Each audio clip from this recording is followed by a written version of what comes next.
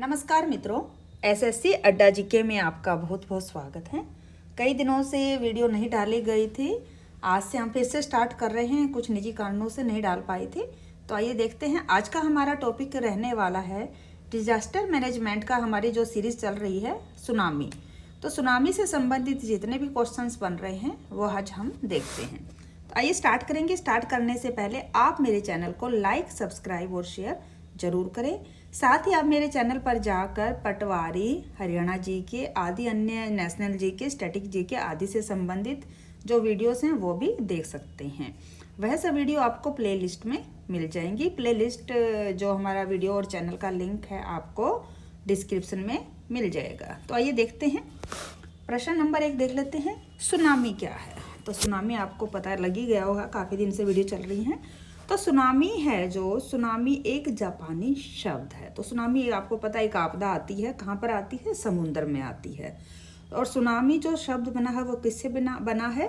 तो जो सुनामी शब्द है यह जापानी शब्द से बना है, जिसमें सु का अर्थ होता है बंदरगाह और नामी का अर्थ क्या रहता है? लहरें। तो लहरें तो समुद्र में उठने वाली लहरें, यानी कि बंदरगाह के पास आने वाली लहरें। सू से क्या हो गया आपका? बंदरगाह, और नामी से हो गया लहरें। तो यानी कि बंदरगाह के पास जो लहरें आती हैं वो। तो इसका सामान्य अर्थ क्या हुआ? बंदरगाह लहरें या बंदरगाह लहरें। ठीक है। नेक्स्ट अपन देखते हैं सुनामी कैसे उत्पन्न होती है। तो जो सुनामी है, जो सुनामी आती है वो किस तरह से आती है उसके बारे में देखते हैं। सुनामी की सागरीय अधस्तल के स्तर में एक बड़े आवेगपूर्ण विस्थापन द्वारा उत्पन्न होती है। तो सुनामी कैसे उत्पन्न होती है?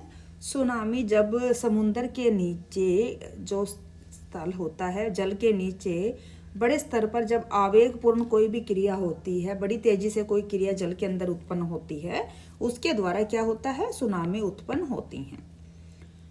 आपने सुना है कि जब समुद्र के अंदर जब भूकंप आता है, तो भूकंप आने के कारण जब सागरीय अधस्तल यानी कि जो सागर का नीचे वाला स्थल है, क्या होगा? ऊर्ध्वाधर संचलन से सुनामी उत्पन्न होती है। तो क्या होता है कि जब भूकंप आता है तो भूकंप जो जमीन के, जो समुद्र के नीचे गहराई में जब भूकंप आता है, भूकंप आने से जो हलचल पैदा होती है, हलचल पैदा होने से क्या होगा? जब काफ़ी तेज हलचल होगी तो जो समुद्र का पानी है उसमें काफ़ी ऊंची ऊंची लहरें उठनी स्टार्ट हो जाती हैं, और वो लहरें उठकर जो आसपास का जो तट रहता है, तट पर दूर तक पहुंच जाती हैं। उसको सुनामी कहा जाता है। और सुनामी किस वजह से आ सकती है? तो सुनामी भूस्खलन के मलबे के जल में गिरने के कारण या जल की सतह के नीचे भूस्खलन होने के कारण भी आती है। तो क्या होता है जब सुनामी आसपास, मान लीजिए जो समुद्र के किनारे कहीं भी भूस्खलन यानी कि भूमि खिसक जाती है और जो मलबा है अचानक से उसमें गिर जाता है, आसपास की भूमि जब टूटकर उसमें चट्टान रूप में या मिट्टी के रूप में जब समुद्र में गिरते हैं, उससे भी क्या होगा? अचानक से जब पानी में कोई चीज़ गिरेगी तो वो काफ़ी ऊंचाई तक उछलता है, तो उसमें ऊंची ऊंची लहरें उठती हैं। तो सुनामी भूस्खलन के मलबे के कारण भी जब वह जल में गिरता है तो उसकी जब सतह में वो क्या होगा? सुनामी आती है। उसके अलावा जो भूस्खलन होने के कारण भी हो गया। ठीक है। फिर होता है ज्वालामुखी गतिविधियां। तो आपको पता है जो ज्वालामुखी है वह समुद्र के नीचे भी बने हुए हैं, गहराई के अंदर भी कुछ ज्वालामुखी बने रहते हैं। अगर उनमें कोई विस्फोट होता है उसके कारण भी जब ज्वालामुखी विस्फोट होगा तो क्या होगा? पानी की तरंगे जो होते हैं, पानी की जो लहरें हैं वो दूर तक फैलती हैं। उसके अलावा जब उल्का पिंड टकराते हैं, तो उल्का पिंड जब टकराते हैं आपस में, उनके कारण भी क्या आता है? सुनामी उत्पन्न होते हैं। तो ये 3-4 कारण आपको यहाँ पर समझा दिए गए हैं। आगे देख लेते हैं नेक्स्ट क्वेश्चन। भारतीय जल सर्वेक्षण विभाग की आपदा समय में क्या भूमिका होती है? तो जो भारतीय जल सर्वेक्षण विभाग है, जब जल सर्वेक्षण विभाग के अंतर्गत क्या आता है? जो सुनामी या बाढ़ जैसी जो चीजें आती हैं वह किसके अंतर्गत हैं? वो जल सर्वेक्षण विभाग के अंतर्गत आती हैं। तो इनकी क्या भूमिका? तो जब तटीय जो क्षेत्र होते, तो तटीय क्षेत्र कहाँ है? समुद्र का किनारा है। तो वहां पर जो आपदाएं होती हैं तो उनके दौरान यह महत्वपूर्ण भूमिका निभाता है। कौन? जल सर्वेक्षण विभाग। आपको याद होगा 26 दिसंबर 2004 को बहुत ही भयंकर सुनामी आई थी, जिससे काफ़ी तबाही हुई थी। इसमें यह नहीं था कि इंडिया में ही काफ़ी देशों में यह सुनामी दूर तक आई थी और इससे काफ़ी नुकसान हुआ था। तो जब हुआ तो इसमें क्या हुआ, तो क्या होता है, तो ये क्या करा था इसने, तो उस टाइम इसने क्या किया था, हिंद महासागर में, कहाँ पर आई थी ये सुनामी, हिंद महासागर में आई थी। तो उस सुनामी के दौरान 7 सर्वेक्षण जहाज़ों को क्या किया गया था, सात सर्वेक्षण जहाज़ों को चिकित्सा सहायता प्रदान करने के साथ साथ संचार के समुद्री मार्गों को खोजने के लिए भी तैनात किया गया था। अब देखिए, जब आपको कहीं भी आपदा आती है तो जो मार्ग है वो भी आपको पता है, लहरों के द्वारा अगर कोई चीज़ें जा रही हैं तो जहाँ चिकित्सा पहुँचानी है, फिर तबाही हो जाती है आसपास के तट पर, तो कहाँ पर आपको चिकित्सा देनी है, कौन से तट तक पहुँचना है या कौन से देश तक आपने सहायता करनी है, यह सब चीज़ें, यानी कि जो मार्ग है, मार्गों को खोजने का कार्य। उसके अलावा संचार, अगर कोई भी संचार का जो साधन है सब ठप हो जाते हैं ऐसा होने के कारण, तो संचार व्यवस्था को दुरुस्त करना। उसके अलावा अगर वहाँ पर जो लोग घायल हुए हैं सुनामी के द्वारा, जिन जिन लोगों को आपदा में हानि हुई है, चोट लगी है, कुछ और नुकसान हुआ है, तो उनको चिकित्सा आदि सहायता प्रदान करने के लिए क्या किया गया था, तो जल सर्वेक्षण विभाग की तरफ से 7 सर्वेक्षण जहाज़ों को भेजा गया था।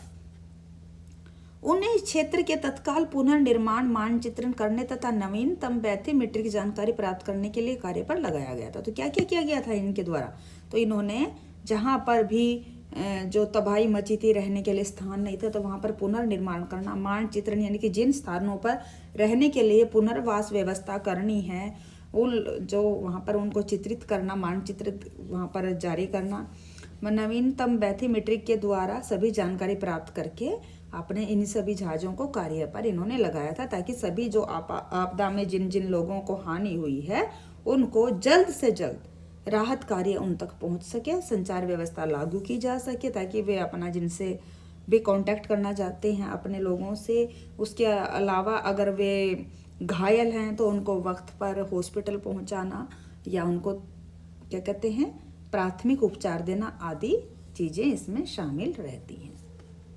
नेक्स्ट क्वेश्चन, तटीय क्षेत्रों में जन जागरूकता अभियान की श्रृंखला किस प्रकार प्रारंभिक की जा सकती है।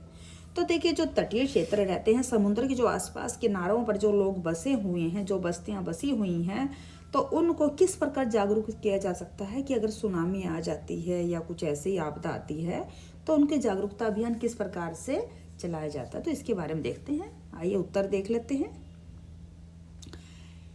SHGS के द्वारा चलाए जाते हैं ये जागरूकता अभियान, NGOs का इसमें सहारा लिया जाता है, CBOs जो होता है उनके द्वारा खोज तथा बचाव जो अभियान है इनमें इन सभी को सम्मिलित किया जाता है। तो SHGS, NGOs, CBOs की खोज के द्वारा क्या किया जाता है, खोज तथा बचाव अभियानों में इन सबको सम्मिलित करके इन तीनों को क्या किया जा सकता है, जो तट पर रहने वाले लोग हैं उनको जागरूकता करने में इन सबके सहयोग के द्वारा जागरूकता अभियान चलाया जाना जाता है या अभियान चलाए जाते हैं। या जब से कहीं पर आपदा नहीं है या लोगों को जागरूकता नहीं है तो उनको द्वारा अभियान के बारे में जागरूकता किया जाता है अभियान चलाकर। जलमग्न क्षेत्रों में किस प्रकार के उपकरणों की आवश्यकता होती है। तो मान लीजिए कहीं पर चाहे वह बाढ़ हो या सुनामी के द्वारा, तो क्या होता है जब सुनामी आती क्या होगा, समुद्र की लहरें दूर तक आती हैं, दूर तक आएंगी तो क्या होगा, बस्तियों में जाकर पानी भर जाता है। तो उन लोगों को बचाने के लिए किस तरह के उपकरणों की आवश्यकता रहती है। तो उसमें वायु से फुलाई जा सकने वाली मोटर चालित नौकाएं, तो आपने देखा होगा ऐसी नौकाएं होती हैं जिनको हवा के द्वारा हवा भर दिया जाता है, क्योंकि वो हल्की भी होती हैं, दूसरा उनको एक स्थान से दूसरे स्थान में ले जाने में आसानी रहती है। तो जहाँ पर भी आपदा आती है उनको वहाँ जाकर उनको मोटर के द्वारा फुला लिया जाता है और उसके द्वारा क्या करता है, राहत कार्य किया जाता है, बचाव कार्य के लिए उनको इस्तेमाल किया जाता है। इसके अलावा क्या किया जाता है, हेलीकॉप्टर तथा खोज व बचाव के उपकरणों की आवश्यकता रहती है। तो और क्या रहती है, हेलीकॉप्टर में। क्यों, जब पानी भर जाता है तो कई बार क्या होता है, सेंटर में आने जाने का रास्ता कई बार नौकाओं को भी नहीं मिलता है, तो ऐसे में क्या होगा, हेलीकॉप्टरों की सहायता ली जाती है। हेलीकॉप्टर से क्या किया जाता है, वहाँ से लोगों को निकाला जाता है। अगर वहाँ पर लोग रह रहे हैं, ऊपर हैं, और हेलीकॉप्टर के द्वारा क्या किया जाता है, राहत सामग्री भी भेजी जाती है ऊपर से। आपने देखा होगा कई बार बाढ़ पीड़ित क्षेत्र में आदि में ऊपर से ही लोगों को खाना पैकेट पैक होते हैं उनको डाल दिया जाता है, ताकि उनको खाने पीने की चीज़ें टाइम पर मिलती रहें। इसके अलावा खोज व बचाव के उपकरण, तो जो बचाव यानी कि जैसे कि चिकित्सा आदि से संबंधित जो चीज़ें हैं वो राहत कार्य है। उसके अलावा अगर लोग गुम हो जाते हैं, आपदा में इधर उधर हो जाते हैं, उनको खोजने का कार्य भी करने के लिए सभी तरह के जो उपकरण रहते हैं, कोई मलबे में दब गया है तो उसको निकालने के लिए, तो हर तरह के उपकरणों की आवश्यकता इसमें पड़ती है। प्रबंधन योजना का कार्यान्वयन किस प्रकार सुनिश्चित किया जा सकता है? तो कभी भी आपदा अगर कोई आ जाती है तो आपदा से निपटने के लिए किस प्रकार की प्रबंधन योजना की जाती है, तो यहाँ पर देखते हैं। उत्तर है सुनामी तथा चक्रवात की आपदाओं का सामना करने हेतु स्थानीय लोगों तथा प्रशासन में आवश्यक अत्याधुनिक स्तर की प्रभावी क्षमताओं का विकास करना। तो सबसे पहले क्या होता है, जब जहाँ पर भी सुनामी आती है या चक्रवात आते हैं, चक्रवाती जो तूफान आप बोलते हैं वो आते हैं, तो क्या होगा, स्थानीय लोगों का भी इसमें क्या करना चाहिए, स्थानीय लोग जागरूक होते हैं। स्थानीय लोगों को अपने स्थान का भी पता रहता है कि कहाँ पर क्या चीज़ें उपलब्ध हैं, और प्रशासन, तो दोनों मिलकर जो आज आधुनिक जो दौर है उसके अनुसार वहाँ पर उन क्षमताओं का विकास करना चाहिए, उन लोगों को भी जागरूक करना चाहिए, या उनको भी वो चीज़ें उपलब्ध करा देनी चाहिए कि अचानक से अगर कोई ऐसी आपदा आए तो वो उससे निपटने में प्रशासन और वो मिलकर क्या करेंगे, आपदा से निपट सकेंगे। दूसरा है फंसे हुए लोगों को बाहर निकालने के लिए मछुआरे, तटरक्षकों, मत्स्य पालन विभाग के अधिकारियों, बंदरगाह प्राधिकारियों तथा जिले के स्थानीय अधिकारियों आदि के बीच जागरूकता उत्पन्न करना। तो क्या होता है, जब सुनामी जैसी अगर कोई आपदा आ गई है तो जब वहाँ पर जो लोग फंस चुके हैं तो उसमें क्या होगा, प्रशासन क्या करेगा, प्रशासन को किसकी सहायता, उनको मछुआरों के, और जो तट पे रक्षक रहते हैं यानी कि जो कोस्ट गार्ड है। क्यों, क्योंकि जो मछुआरे हैं उनको पूरा वहाँ का जो रहता है एरिया, उनको अपने एरिया की पूरी जानकारी रहती है, और जो कोस्ट गार्ड है उनको भी पता रहता है कि बचाव कार्य करने के लिए लोगों को कैसे निकाला जा सकता है, किस रास्ते से हम उनको बाहर निकाल सकते हैं। इसके अलावा जो बंदरगाहों पर अधिकारी रहते हैं और प्राधिकारी रहते हैं, साथ ही जो जिला होता है, जिस जिले के अंदर ऐसी आपदा आती है, वहाँ के जो स्थानीय अधिकारी, उन सभी को जागरूकता उत्पन्न करके जो प्रशिक्षण आदि उनको प्रदान करना चाहिए, और आपस में सहायता लेकर वहाँ पे फंसे हुए लोगों को बाहर निकालना चाहिए। नेक्स्ट है वर्तमान में सुनामी जोखिम प्रबंधन के संबंध में क्या चुनौतियां हैं। तो जो वर्तमान समय में देखिए काफ़ी चीज़ें हैं, जो ऐसा नहीं है कि कुछ किया नहीं गया है, काफ़ी अब सुनामी आदि से बचने के लिए काफ़ी प्रबंधन योजनाएं तैयार कर चुके हैं, लेकिन फिर भी कुछ जो कमियां हैं, तो क्या क्या चुनौतियां हैं इसके लिए आज भी।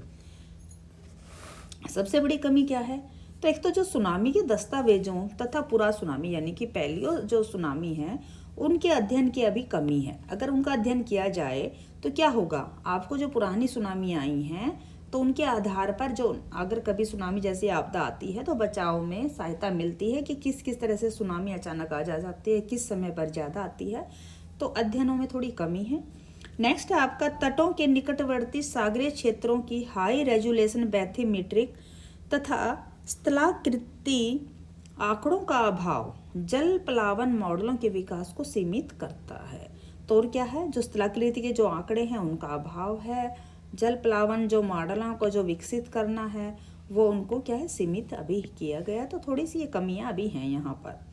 सुनामी जोखिमों तथा सुभेद्यता समुदाय में अपर्याप्त जागरूकता। तो जब सुनामी जैसे जब आपदाएं आती हैं तो जो लोग हैं वहाँ पर रहने वाले जो आसपास के लोग हैं, तो अभी भी पूरी तरह से लोग जागरूक नहीं हैं चीज़ों को लेकर। अगर उनको पता है कि सुनामी आने वाले, तब भी लोग कहेंगे नहीं हमें यहीं रहना है, अपने घर को नहीं छोड़ना है। लेकिन ये जो जागरूकता अभियान है, जो जागरूक नहीं है लोग अच्छी तरह से, तो ये कमियाँ यहाँ पर हैं। तटीय क्षेत्रों में आपदा संबंधी तैयारी, शमन एवं आपातकालीन अनुक्रियाओं को सुदृढ़ बनाने में लोगों की भागीदारी में कमी। अब क्या होता है, जब आपदा आती है प्रशासन तो चला जाता है, लेकिन जो लोग होते हैं, लोग आज भी भागीदारी सब अपने लिए तो करते हैं, लेकिन सोचते हैं कि शायद अब अधिकारी आ गए हैं ये लोग ही करेंगे, तो लोगों की भागीदारी की कमी है। उसके अलावा सुनामी जोखिम प्रबंधन के लिए जो पारंपरिक ज्ञान के दस्तावेजों की कमी है। पारंपरिक ज्ञान जो है कि सुनामी के जो जोखिम है, सुनामी जो आपदा है उससे संबंधित जो पारंपरिक ज्ञान चलता रहा उसके दस्तावेजों की भी कमी है। तो ये कुछ कमियां हैं, चुनौतियां हैं किसके लिए, वर्तमान में सुनामी जो जोखिम प्रबंधन के लिए। नेक्स्ट क्वेश्चन देखते हैं, कृत्रिम अवरोधों की तुलना में, यहाँ पर वृक्षारोपण नहीं आएगा, ये वृक्षारोपण है यहाँ पर।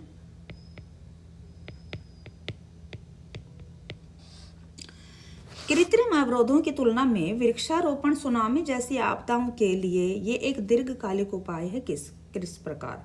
तो देखिए, जो कृत्रिम जो की चीज़ें लगाई जाती हैं कि भाई सुनामी आएगी तो मान लीजिए आपने बाड़े लगा दी हैं, चट्टाने पेड़ दीवारें बना दी हैं, कुछ है, लेकिन वह क्या है, ये कृत्रिम जो है, ये कृत्रिम अवरोध जो है वह कम कामयाब हो, क्योंकि सुनामी कई बार इतनी तेज आती है कि वो दीवारों को भी ढहा देती है।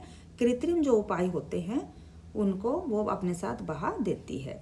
तो जो ज़्यादा दीर्घकालिक उपाय क्या होता है, तो आपको पता है कि जो वृक्ष हैं, वृक्ष हमारा बाढ़ से कोई भी बाढ़ है, कोई भी आपदा है, चाहे वह चट्टानी आपदा हो, इन सब से हमारा बचाव करते हैं। तो दूसरा क्या है, जहाँ पर समुद्री तट रहते हैं तो वहाँ पर सबसे ज़्यादा आपको पता है वृक्ष कौन से होते हैं, नारियल तथा मैंग्रोव के होते हैं।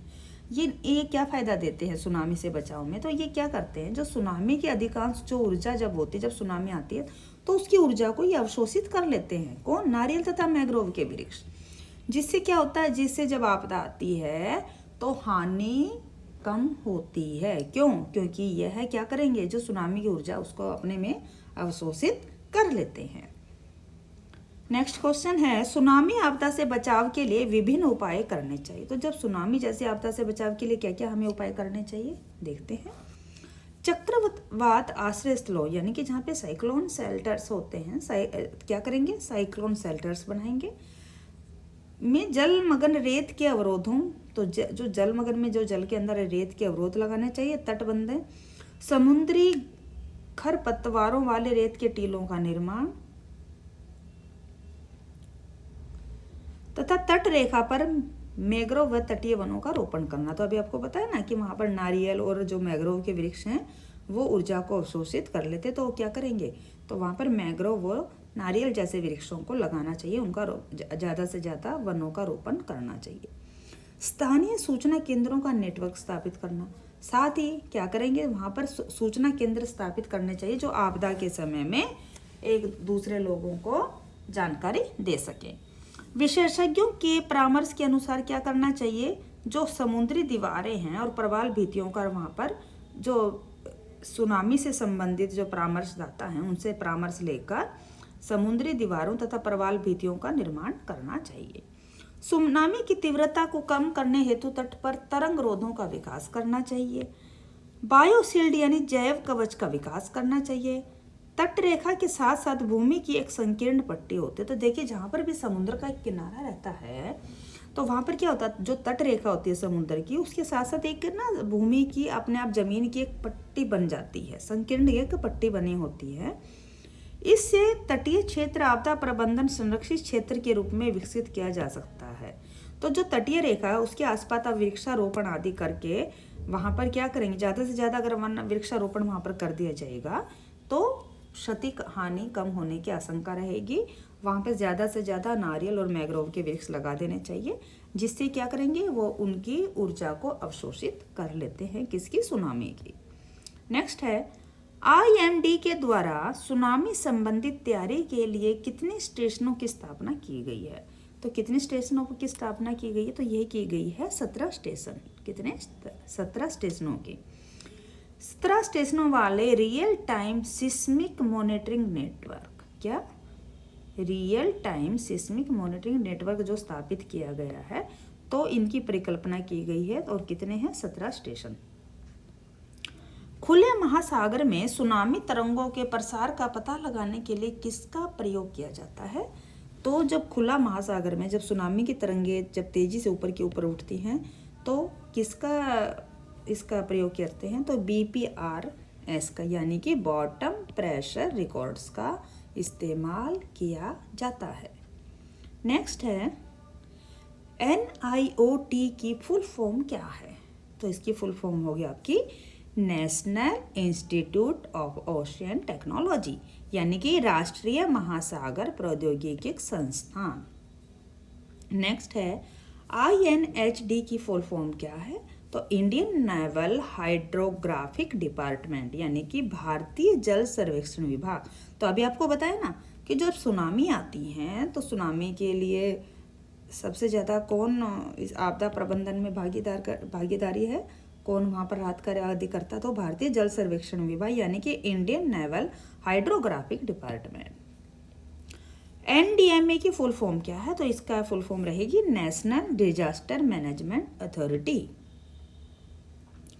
GTS की फुल फॉर्म क्या है? तो यह रहेगा ग्लोबल टेलीकम्युनिकेशन सिस्टम। क्या रहेगा? Global telecommunication system. अब इसका क्या फ़ायदा रहता है, क्यों होता है? तो जो ये है GTS है, ये वेबसाइट के माध्यम से जो संबंध प्राधिकारी होते हैं, जो संबंध अधिकारी रहते हैं, उनको 20 मिनट के भीतर यह सलाहकार सूचना का प्रसार कर सकता है। क्या कर सकता है? एडवाइजरीज जारी कर सकता है। कितने मिनट में? 20 मिनट के अंदर। कौन? GTS, यानी कि ग्लोबल टेलीकम्युनिकेशन सिस्टम। IOC की फुल फॉर्म क्या है? तो यह रहेगा इंटर गवर्नमेंटल ओशियनोग्राफिक कमीशन, यानी कि अंतर सरकारी समुद्र विज्ञान आयोग।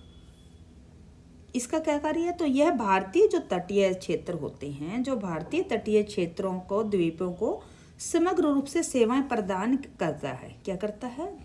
तटीय जितने भी क्षेत्र रहते हैं, तो भारतीय जो तटीय हैं वहाँ तो करता है ये। इसके अलावा और क्या है? ये IOC का क्या करता है? इसके अलावा जो हिंद महासागर है, हिंद महासागर के किनारे जितने भी देश बसे हुए हैं, कितने देश बसे? तो 24 देश वहाँ पर हैं। तो सभी को सुनामी से संबंधित चेतावनियाँ देता है, यानी कि अपनी सेवाएं ये प्रदान कर रहा है। कौन? IOC, inter governmental oceanography commission. यह केंद्र हिंद महासागर के साथ साथ विश्व भर के महासागरों में आए सुनामी कारकों, भूकंपों का घटित होने के 10 मिनट के भीतर पता लगाने में सक्षम है। तो इसकी क्या खासियत है? IOC की क्या खासियत है? तो इसकी एक खासियत यह भी है कि जो यह हिंद महासागर का तो करता ही है, इसके अलावा जो विश्व में जितने भी महासागर हैं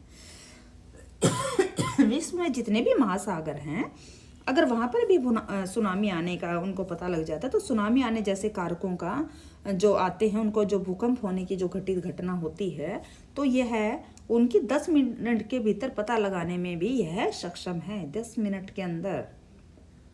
तो यह इसकी खासियत है। तो ये थे आज के कुछ प्रमुख प्रश्न। आपको कैसे लगे आप हमें कमेंट करके ज़रूर बताएं। आने वाली जो हमारी सीरीज है उसमें हम अगला टॉपिक लेकर आएंगे। आपको हमारी वीडियोस कैसी लगती हैं और अगला आपको क्या टॉपिक चाहिए, तो आप